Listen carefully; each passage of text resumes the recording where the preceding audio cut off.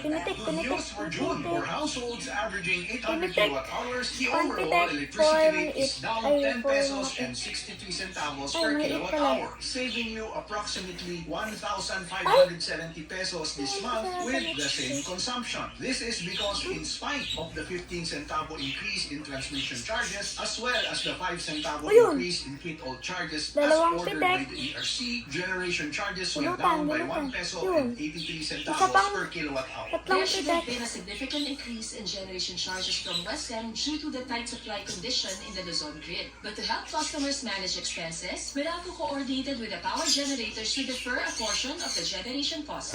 Also, the ERC ordered the distribution utilities to collect lesson charges on a staggered basis over a period of 4 months, starting June to September. Rest assured that we have adjusted your bill's due date to avoid further inconvenience.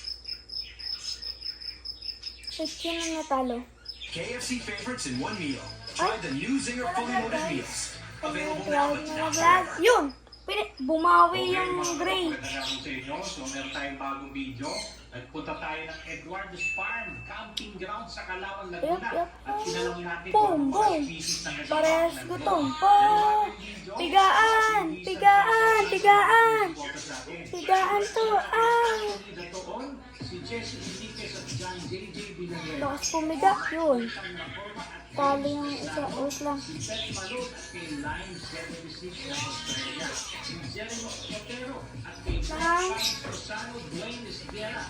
Kay Ellie Junior ng Canada. Si Jupiter Villanueva. Kay Mark S. at sa anak niya na si Isaiah. Shoutout. Kay Augusto Pinacencio. Yan. Shoutout sa iyo. Si Gatlang Baal TV. Kay Ginel Cruz. Bob Apulagas ng Pasig. Kay Black Paul. Ako yung ginakat!